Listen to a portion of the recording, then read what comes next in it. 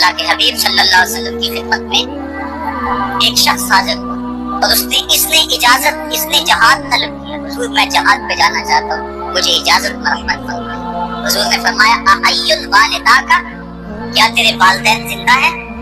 قالا نعم, عرض کی ہاں حضور میرے والدین زندہ ہیں. قالا ففیہما فجاہد, کہا جا ان کی خدمت کر, یہی تیرا جہاد ہے. ماں باپ کو بلکتا ہوا چھوڑ جائے, آپ جہاد پہ چلا جائے. ماں فالج میں گری ہوئی ہے, بیٹا تبلیغی گشت پہ چلا جائے. باپ تڑپ رہا ہے اور بیٹا پیر کی چوکھٹ پہ جھاڑو دیتا پھرے. اللہ راضی نہیں ہوگا. میں سچ کہتا ہوں, اپنے بھی خفا مجھ سے ہے, بیگانے بھی ناخوش, کہ میں زہر حلال کو کبھی کہہ نہ سکا کاند. بات وہی کہتا ہوں, سمجھتا ہوں جسے حق. میں ابلۂ مسجد ہوں, میں تہذیب کا فرزند. محمد عربی صلی اللہ علیہ وسلم سے بڑا پیر کون ہو سکتا ہے؟ لیکن حضرت وہ ویسے کبھی نہیں آ رہے. آقا کریم اپنے بٹن کھولتے ہیں اور کرم کی طرف, یمن کی طرف رخ کر کے لمبی سانسیں لیتے ہیں اور کہا میں رحمان کی خوشبو پا رہا ہوں. ایک دن صحابہ نے پوچھا بندہ نواز, جس کے لیے تڑپتے ہو, جس کی ٹھنڈی ہوائیں آپ کو آ رہی ہیں, وہ آپ کا بڑا پیار کرنے والا ہے؟ کہا میرے سے بڑی محبت کرتا ہے. تو کہا پھر اتنی محبت کرتا ہے تو یمن تو دور نہیں ہے. بلال حبش سے آ گیا, سلمان فارس سے آ گیا, سہیب روم سے آ گیا, اور وہ یہاں یمن سے نہیں آ سکا. فرمایا اس کی پوری اور نابینا ماں ہے جس کی خدمت اس کو نہیں آنے دیتی. اللہ اکبر. اب حضرت ویسے کرنی نہیں آئے, لیکن خیر تابعین کہنا ہے. آئے نہیں, لیکن حضور کی یاد میں تڑپ رہے. اللہ, بلکہ حضور نے فرمایا کہ کوئی جائے اویس بن عامر کو ملے, تو جب ملے تو اس کو کہنا میری امت کی بخشش کی دعا کرے. جو ماں باپ کی خدمت کرتا ہے, اس سے ثابت ہوا اس کی دعائیں قبول ہوتی. میں نے ایک روایت میں پڑھا ہے کہ جو آدمی روزانہ اپنے والدین کے لیے دعا کرے, والدین زندہ ہو تب بھی, والدین فوت ہو گئے ہو تب بھی, یہ عادت بنا لے, روزانہ ماں باپ کے لیے دعا کرے, ساری زندگی اس کے رزق میں بے برکتی نہیں آئے گی. اللہ اس کو رزق کی فراوانی عطا کر دے گا. اور جو والدین کے لیے دعا نہیں کرتا, اللہ تعالیٰ کی رحمتوں سے محروم ہو جاتا ہے. حضرت ابو ہریرہ رضی اللہ تعالیٰ عنہ جب بھی ہاتھ اٹھاتے تھے تو یہ دعا کرتے تھے, اللہم اغفر لأبی ہریرہ ولأمی ولمن استغفر لہما. اے اللہ ابو ہریرہ کو بخش دے, حضرت ابو ہریرہ کی ماں کو بخش دے, اور قیامت تک جو ہم دونوں کے لیے بخشش کی دعا کرے اس کو بھی بخش دے. حضرت امام محمد بن سیرین ایک بزرگ ہوئے تابعی, جب بھی دعا کرتے تھے یہ دعا ضرور کرتے تھے, اے اللہ ابو ہریرہ کی بخشش کرتے. کسی نے کہا کہ تمہیں ابو ہریرہ رضی اللہ تعالیٰ عنہ کی ماں سے بڑی ہمدردی ہے. کہا ان سے جو ہمدردی ہونی ہے وہ تو ہونی ہے. انہوں نے کہا ہوا ہے اللہ ابو ہریرہ اور ان کی ماں کو بخش دے, جو ان کے لیے دعا کرے اس کو بھی بخش دے. تو میں دعا کر کے اپنی بخشش پکی کر رہا ہوں. تو والدین کے لیے دعا کرنا اللہ کی رحمت کو دعوت دینا ہے. فرمایا کہ جاؤ اویس بن عامر کو جانا اور جا کے اس کو میری امت کے لیے دعا کا کہنا. حضرت سیدنا عمر فاروق حضرت المرتضیٰ گئے, جا کے ڈھونڈا, تلاش کیا, اویس بن عامر ملے, حضور کا سلام کہا, بس پھوٹ پھوٹ کے رونے لگے. کہا بتاؤ میرے رسول کے لبوں پہ میرا نام کیسے آیا تھا؟ حضور میرا جب تذکرہ کرتے تھے کیسے کرتے؟ یہ درد دیکھا تو بولے کہ کیا آپ اتنی محبت رکھتی ہیں تو پھر ملنے کیوں نہیں آئے حضور؟ اتنا جو پیار رکھتی ہیں تو زیارت کرنے کیوں نہیں آئے؟ تو حضرت اویس کرنے کے بعد بدلا, کہا تم نے میرے رسول کو دیکھا ہے, تم نے میرے رسول کی زیارت کی ہے؟ کہا ہاں ہم تو صبح شام آ رہے ہیں. کہا پھر بتاؤ حضور کی یہ ابرو جڑے ہوئے تھے یا کھلے ہوئے تھے؟ اب دونوں حیران ہو گئے. کہا تم نے تو دیکھا, میں نے تو دیکھا نہیں, تم بتاؤ نا. پھر میں تو گیا نہیں, مجھے کہتے ہو گیا نہیں, تم بتاؤ حضور کے ابرو جڑے ہوئے تھے یا کھلے ہوئے تھے؟ حیران ہے. کہا حضور آپ ہی بتلائیے. کہا کوئی دور سے دیکھتا تو جڑے ہوئے نظر آتے, قریب آ کے دیکھتا تو کھلے ہوئے نظر آتے. یہ وہ ہے جو ماں کی خدمت کرتا رہا اور حضور کے دربار میں حاضر نہیں ہو سکا, لیکن حاضری اس کی تھی, وہ جہاں بھی تھا وہ نبی کے قرب میں تھا. تو اس لیے ماں باپ کی خدمت اتنا بڑا وظیفہ ہے. حضرت بایزید بستامی کہتے ہیں میں نے حق معاف کروا لیا اپنی ماں سے. ماں تیرے حق ادا کر رہی, اللہ کے حق ادا کر, تو مجھے اپنے حق معاف کر دے, میں اللہ سے اپنے حق معاف کروا لیتا ہوں, اپنے اللہ کو راضی کر دیتا ہوں. جنگلوں میں گھومتے تھے, 12 سال بیت گئے. ایک دن دوبارہ آئے, गुस्ताम की समझ से गुजरे ख्याल आया चलो माँ को सलाम कर। तहज्जुद का वक्त था, रात का वक्त था, दरवाजे पे खड़े रह गए कि मेरी माँ सोई होगी, मैंने कभी कोई खिदमत नहीं की माँ की, आप उठा के तकलीफ कर दो। सारी रात में जब तहज्जुद का माँ वक्त गुजरा तो नाली से पानी आया, समझ गए कि मेरी माँ तहज्जुद के लिए उठी है।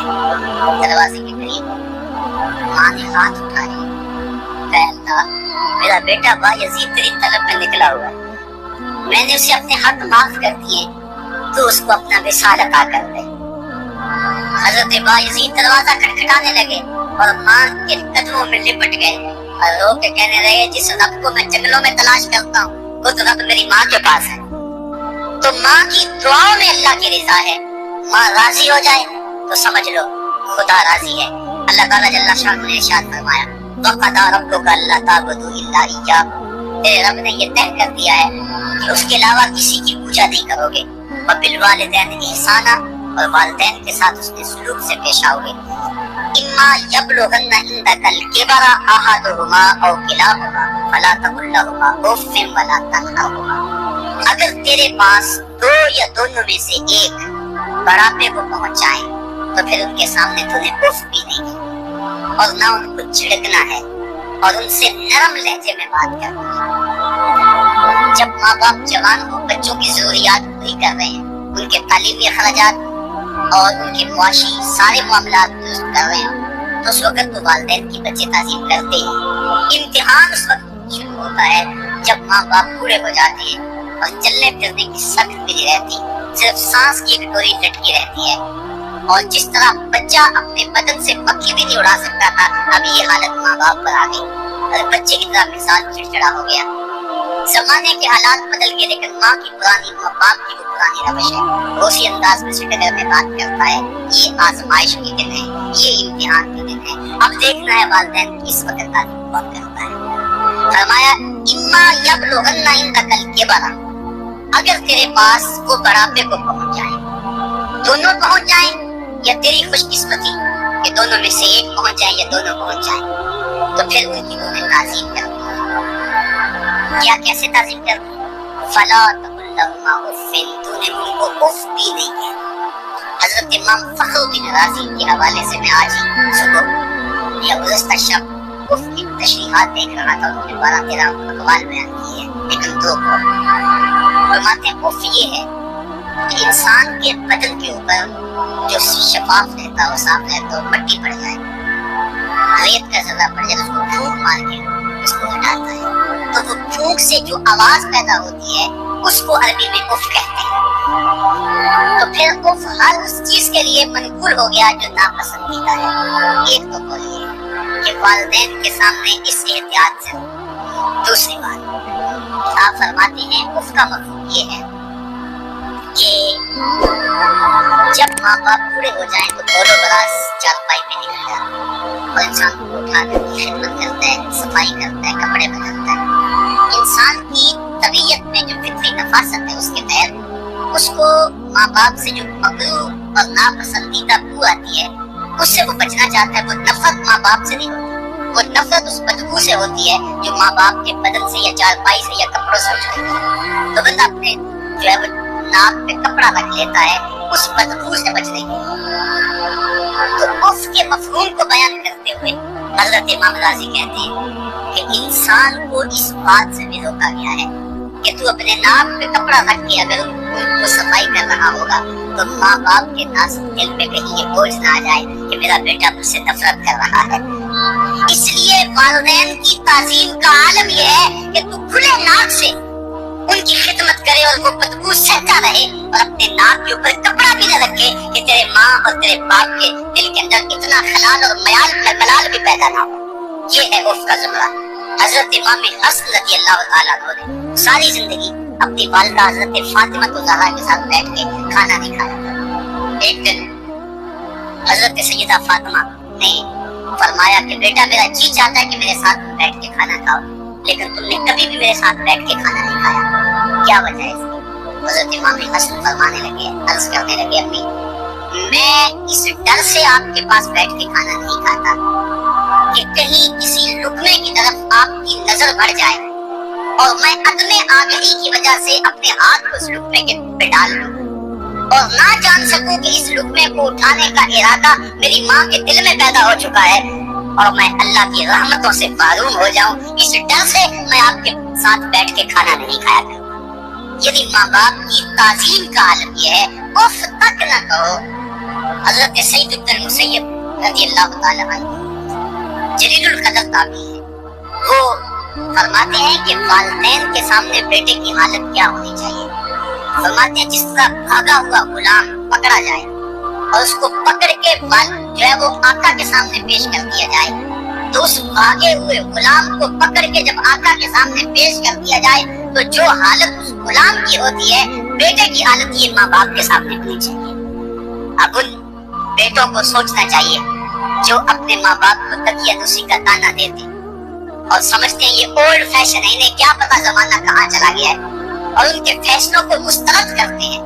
علماء نے اس بات کو تفصیل کے ساتھ بیان کیا ہے کہ شریعت کے جو قطعی ضابطے ہیں، ان ضابطوں اور ان قوانین کو اور ان معاملات میں تو والدین کی فرما برداری نہیں ہوگی، اللہ کی معصیت ہوتی ہوگی، لیکن جو معاملے شک والے ہیں وہاں ماں باپ کے قول کو ترجیح دی جائے۔